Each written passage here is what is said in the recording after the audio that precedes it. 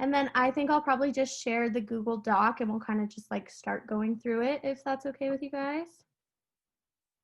Okay. Yeah, that's fine. Perfect. So let me get that open here. I'm actually just going to share my screen. Okay. So I put some stuff in here just so we kind of had something to start off of, but if you guys want to add things kind of as you go, I just kind of highlighted my name in purple so that I remembered like what my color was. And if you guys want to add anything, just highlight your name and whatever, or change the color of the font or whatever you want to do. So I just put this here for reference because we're talking about the direct instruction model a lot. So I wanted to kind of have a good background knowledge of like what the definition of it is. Because it was kind of hard for me to remember because there's a lot of different elements going on right now. But so the first thing we're going to be doing is share what your educational experience is with the direct instruction model, whether it's inside or outside of the classroom. And then we're going to choose one of the examples. So I did learning to drive a car, there's fishing, singing and dancing like Beyonce. And let's just share how we might utilize direct instruction to teach the skill. So I'm just going to kind of share. I started this, I didn't get quite as far as I wanted to on it, but learning to drive a car is what I started. So when we look at the steps of the direct instruction model in the Borich, I hope I'm saying that right, the author's name. But they first start by reviewing previously learned material. So my dad let me take his car when I was learning before I had my permit or anything. And he took it to his work parking lot. And so I learned kind of how to steer, like just the bare minimum of like accelerating without touching the gas. And then braking, which I know that I brake checked him multiple times. And then, so that was kind of my previous experience. So when I got my permit, he let me kind of drive around the neighborhood.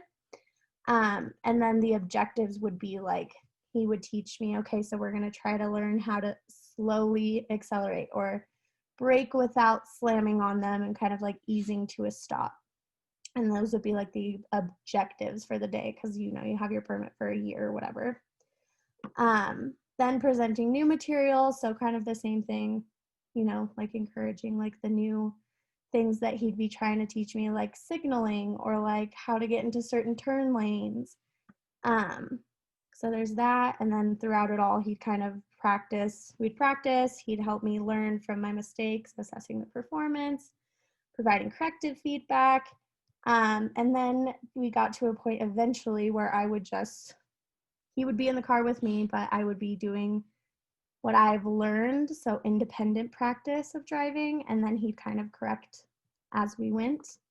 And then the last step was just reviewing periodically, offering corrective feedback if necessary. So that kind of just went on throughout the whole thing. And I guess you could say that that was also done when I actually got my license. They had to make sure I knew how to drive.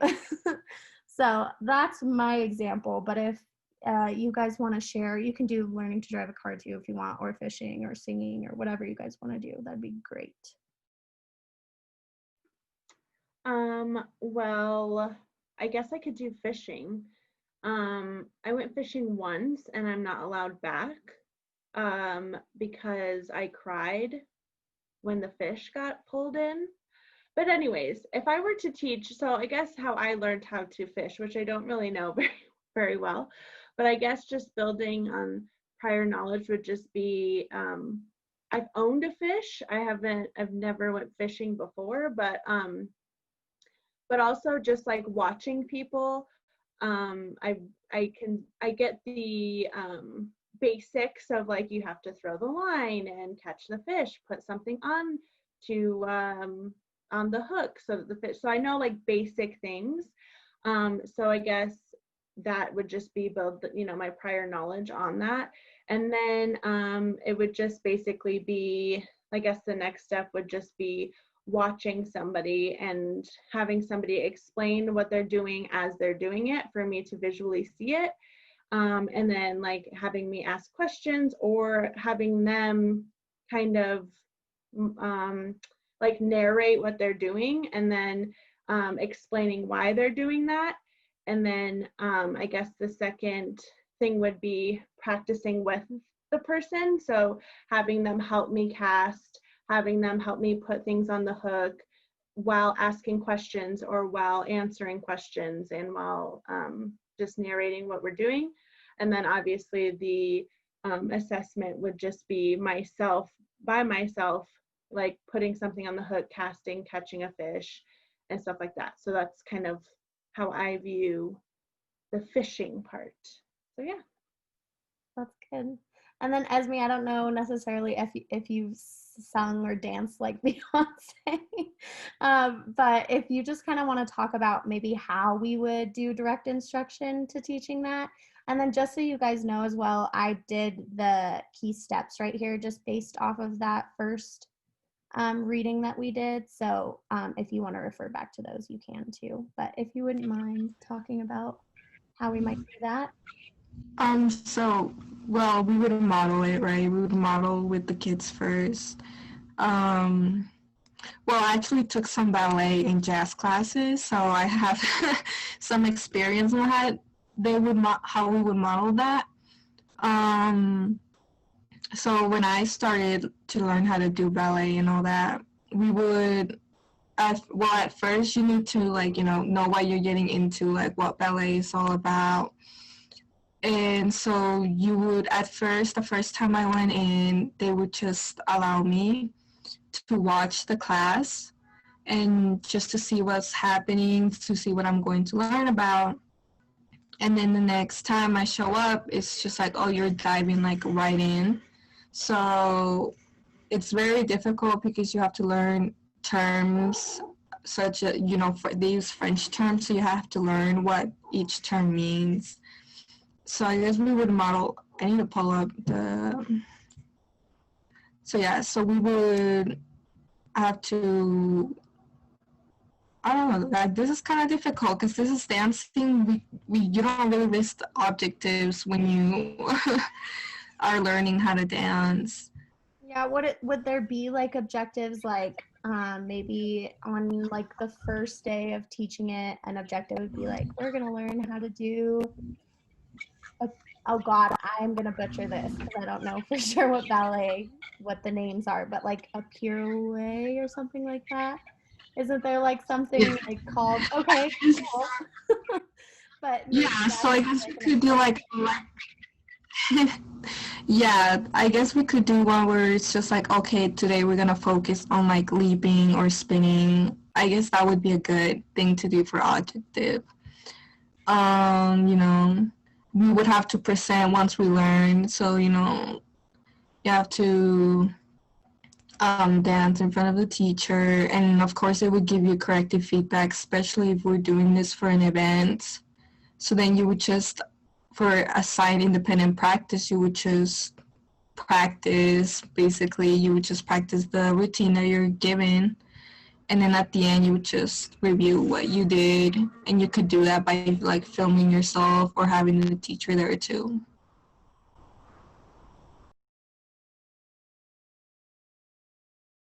cool. So I feel like we pretty much went over that pretty well. Let's see. We went over that one. I just want to make sure that we're covering what we need to.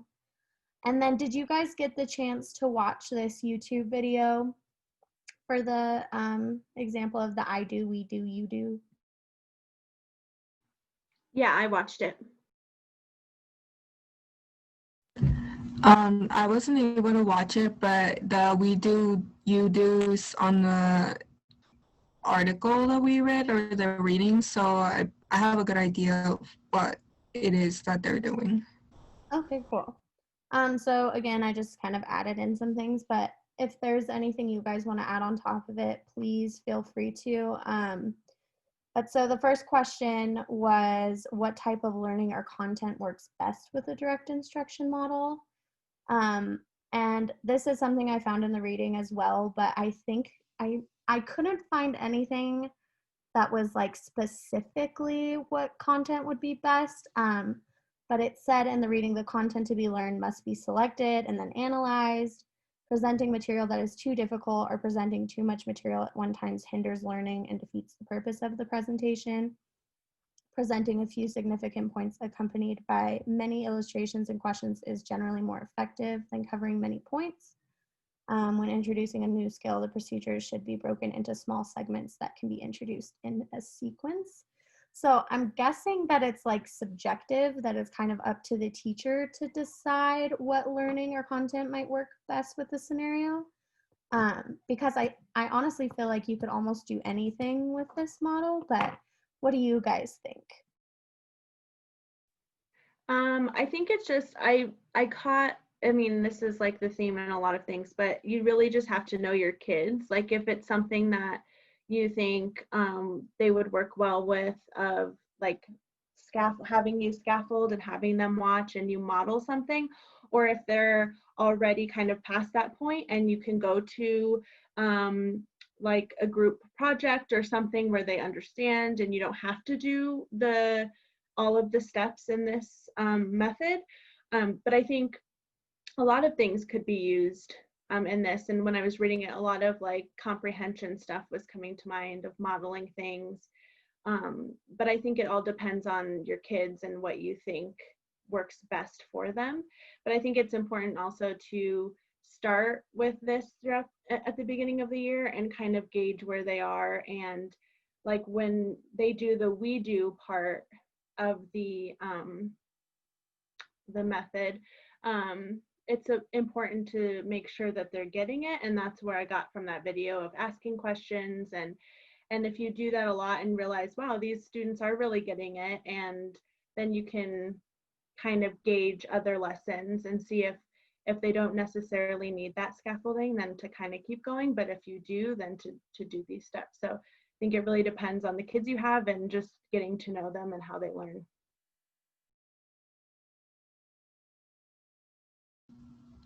So to add on, I think you would pick activities. Once you know your students, you pick, content to teach or what they're learning by getting to know them, because kids learn easier if you're using materials or content that you know grabs their attention and it's something that they would enjoy.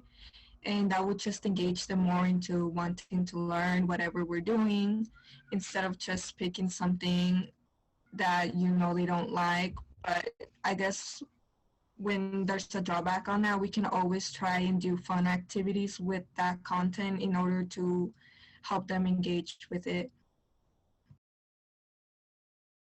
Yeah, I think that's definitely true. Like I said, I feel like this kind of model is something that would kind of work with almost anything.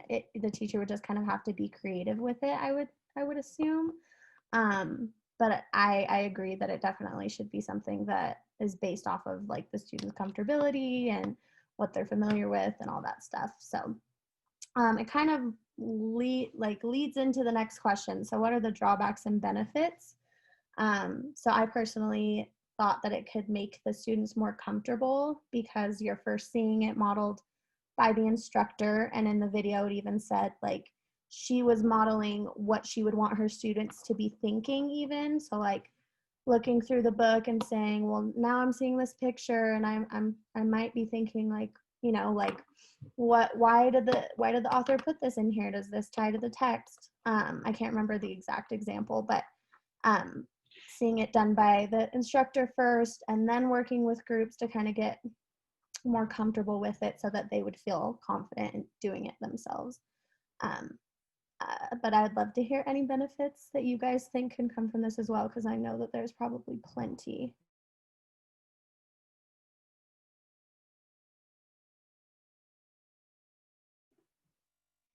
Yeah, I think that's a really good benefit. I also think, I don't know, I just personally, I learn a lot better with seeing things visually, and I guess some kids don't. So I'm kind of jumping to the drawback, sorry, but so that might be kind of a drawback. But I think it's really good to be able to model a lot of things so that kids know what they're doing. I had an English class that we had to do that. We had to kind of create a lesson and model a comprehension method. So it could be anything like asking questions while you're reading, making predictions and stuff like that. And for the kids to see that is really good. But yeah, I think those are really good benefits in working together and kind of like they said in the movie or in the video of like bouncing ideas off of each other. Like they're able to do that if you do this method, and just being able to ask questions that further their conversation while they're in the groups. The teacher mentioned in the video also of, she's like, I'm never just standing there while they're doing their group. She's always walking around asking questions or kind of guiding them into another direction that might work better for that group.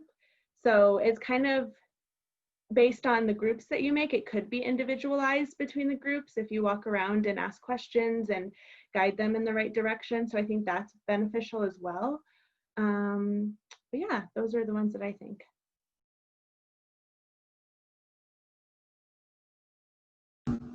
I guess another thing we could add on is, there's a section of like the direct instruction where kids work independently.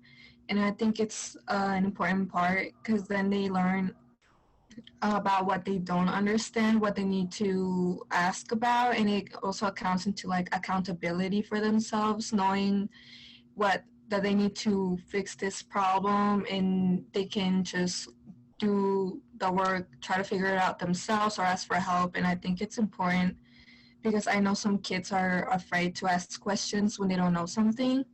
So I feel like just working independently would help them out to learn what the problem, what they don't understand, and then later seek help. And the feedback would also help them in that way. So I think that's a benefit.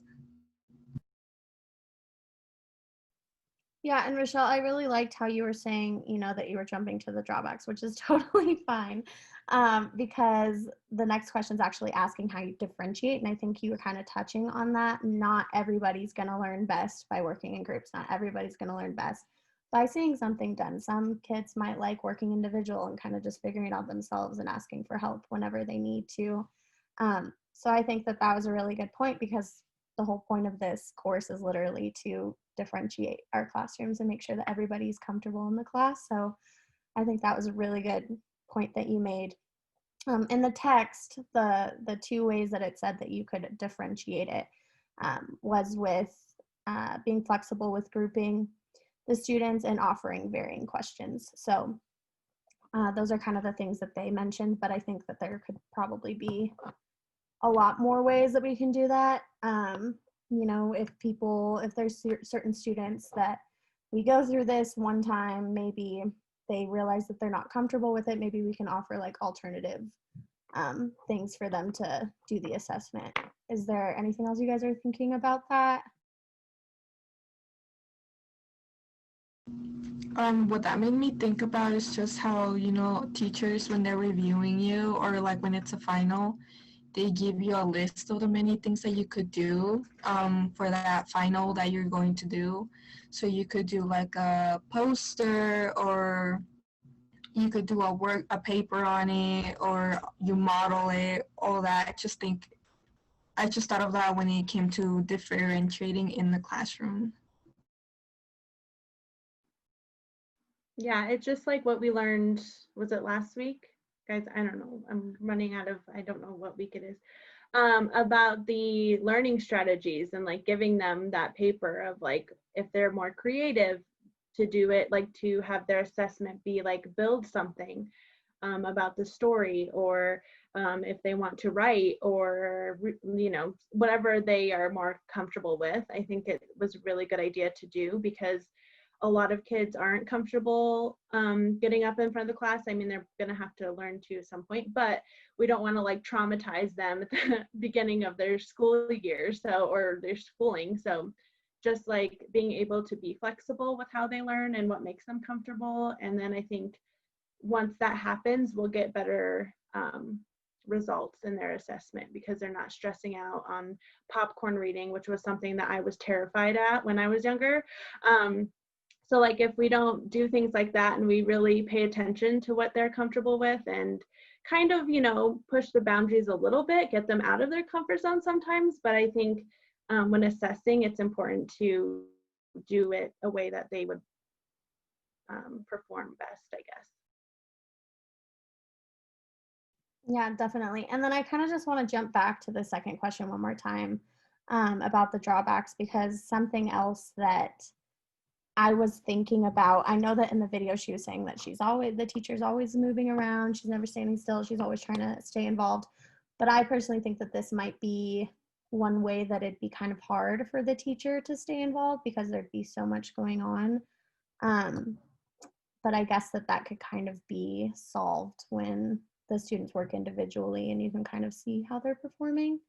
But I don't know. That was just something that I wanted to mention that I kind of forgot to talk about. Okay, so let's go ahead and move on. So the second reading, we were told to choose another instruction model.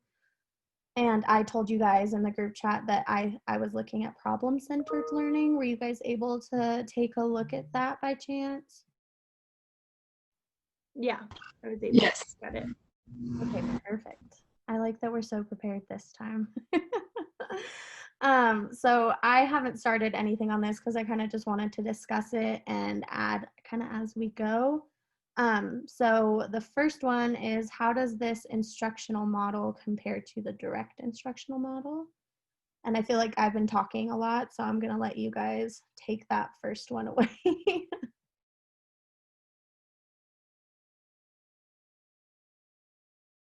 And you know what? I can bring up the reading too if you want on the screen share. I have it somewhere.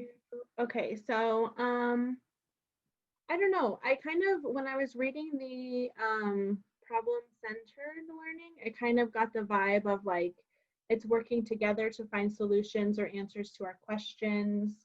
It develops problem-solving skills as well as knowledge and skills to respond to previously unforeseen circumstances. So like, I don't know. I just got, when I read it, I was thinking more of like this, like a science experiment. Like you pose a question, what's the problem, and then like working together to get to the solution. So I don't know if it's like, I don't know if you could still use I keep forgetting what we're doing, direct instruction, like, because you're not really modeling anything. It seems like you kind of work together. I don't know if you guys got the same if that's what it is, or if I'm just like not understanding. But it's more of like getting to the question or the answer, the solution together, building a map or a diagram of kind of your steps, and then just reviewing it and like talking about it, I guess. I don't know. What did you guys think? I thought it was, so the direct instruction model is more like, you just, the student kind of figures it out, like you give them the instructions, and it's kind of, the students have to go out of their way to actually explore it. Well, in this one, you basically provide the students an outline of what they're supposed to do.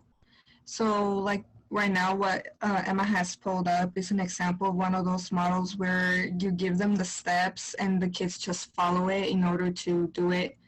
And it's, I don't know, that's why I got the difference between the two. Yeah, I can agree with both of you guys on that, because I was kind of having a hard time like conceptualizing what the direct instruction model was. It kind of, for me, the way that I saw it was like the standard way of like teaching. So you're doing your objectives, and then we're basing it off of your previous experience. I think it even said in the reading that it was really good for like meeting standards and stuff. So that's the way that I saw it. Whereas like all these other ones I think are kind of alternatives and kind of more, I don't know, creative, I guess. So the problem solving, you're kind of setting up like a step-by-step guide. You're like, let's see, where was that quote that I just saw? It said that it builds their problem solving skills, so that if they ever, are going through something, not so much a lesson, but even just like working outside of the classroom, and like what are some steps I can take to kind of find the answer or find the solution to this. So that was kind of the difference that I saw in it yeah, I could agree with what both of you guys said on that. If you want, we can move on to the second one, which is, what are the core steps or components of this instructional model?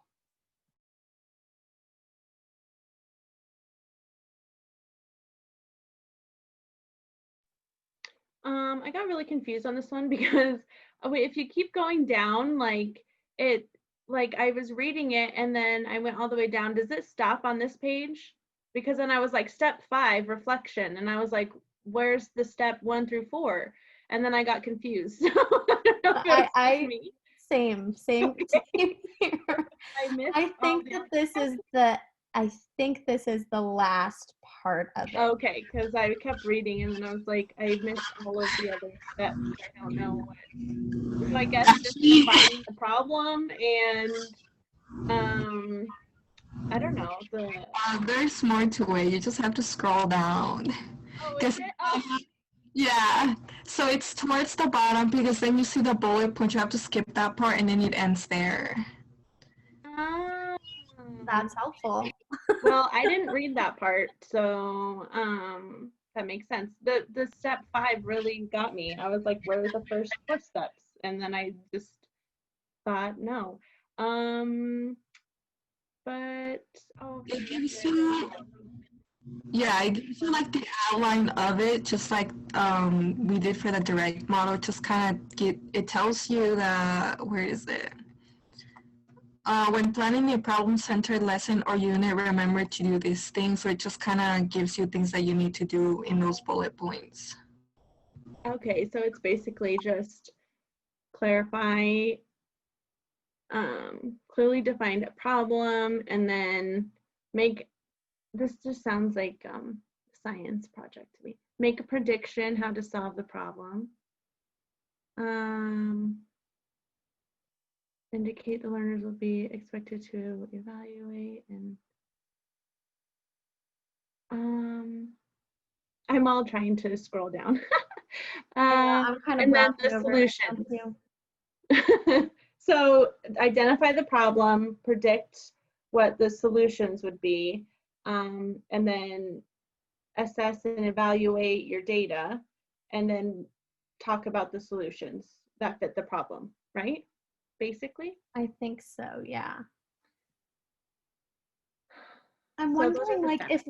if we were to use this problem solving, um, or problem centered learning, sorry, for, let's say, something that wasn't science, like let's say it was like similar to the video, like a reading assessment, would we create, like, I'm trying to think how we would do that for something that's not like a science problem. Would we like create like some make believe, like one of the characters is having this issue and then talk about it? Like, how are you guys thinking about that?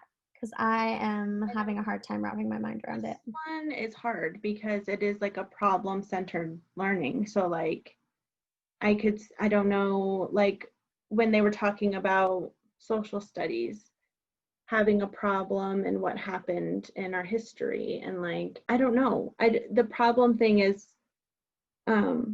throwing me for a loop because I can only think of something science that would. Oh, I just thought of something. I guess for older kids, it's like when you have to write a research paper because you need to find primary sources. So you need to be able to, well, you want to start with a question, right? Where you have a problem in history or you're just writing about it, and then you need to start collecting data, you interpret it, and then you write your paper. But that's the only way I'm seeing it for like social studies or writing a paper.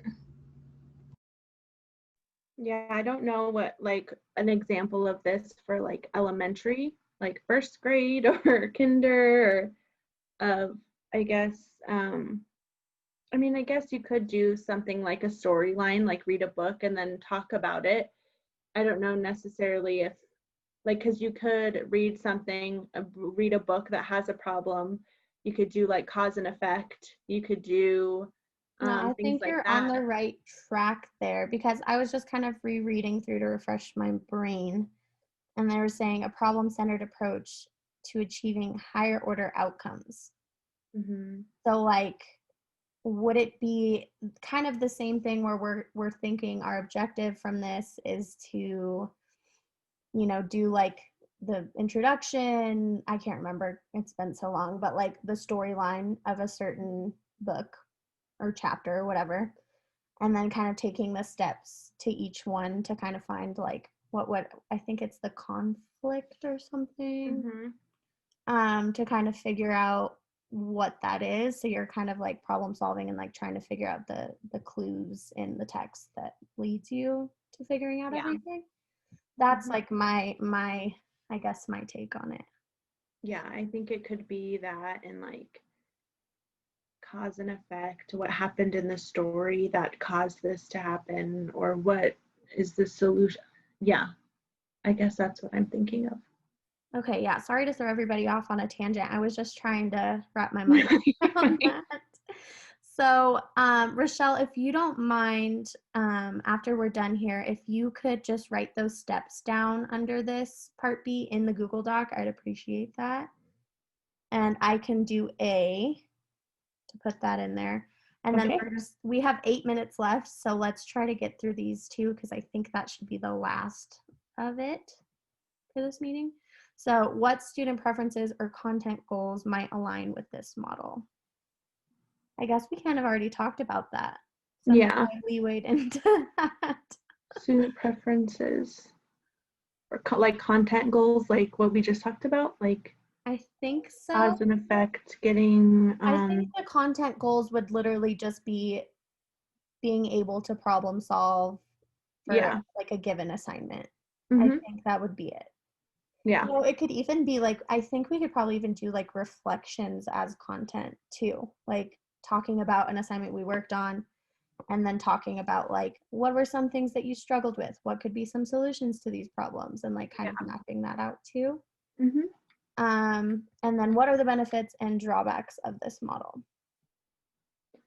Well, I think benefits are just learning how to problem solve things, like that process of thinking about what's going on and how to come up with ideas, predict what would happen, like come up with ideas of how to solve the problem, using resources, using like sharing that and teaching that to the kids would be really beneficial, I think. I don't know. I think that the steps are a good way for kids to like think, just create questions and think about things and like kind of just dive into lessons a little more deep, like a little deeper, maybe. I don't know. Yeah, and I just think drawbacks might be that it can be a little bit confusing or maybe frustrating for kids because we're pushing them to work through certain things that they probably don't have too much problem solving skills ahead of time. So we're kind of pushing those new concepts onto them. And I think also to like build off that, I think this kind of learning would do really great for topics and things they're very interested in. Like other things that they're not interested in could be really hard for them to get the motivation to do this type of learning. I don't know. I was thinking of another drawback is how like we first struggled to come up with, you know, lessons or content to use for this model.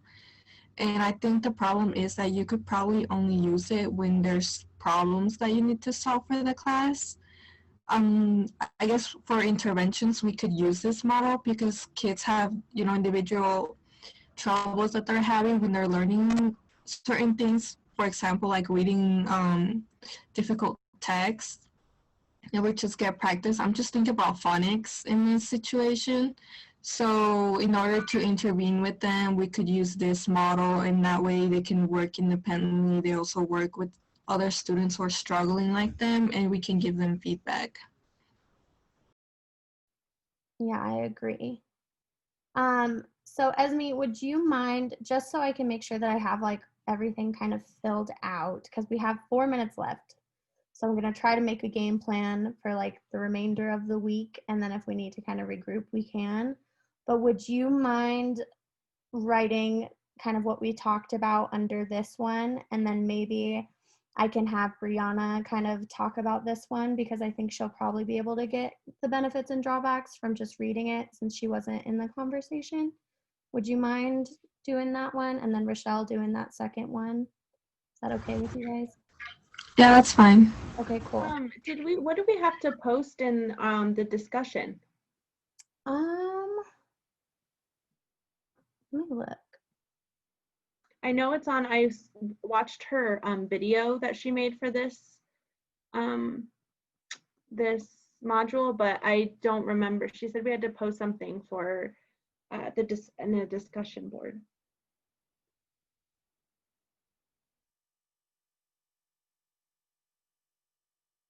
But it's kind of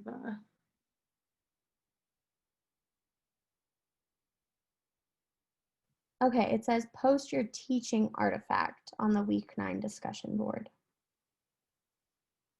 Let's see. Sorry, I'm like all over the place here, guys. She said see the thing. Esme, I think I'm doing B. Do you want me to do B?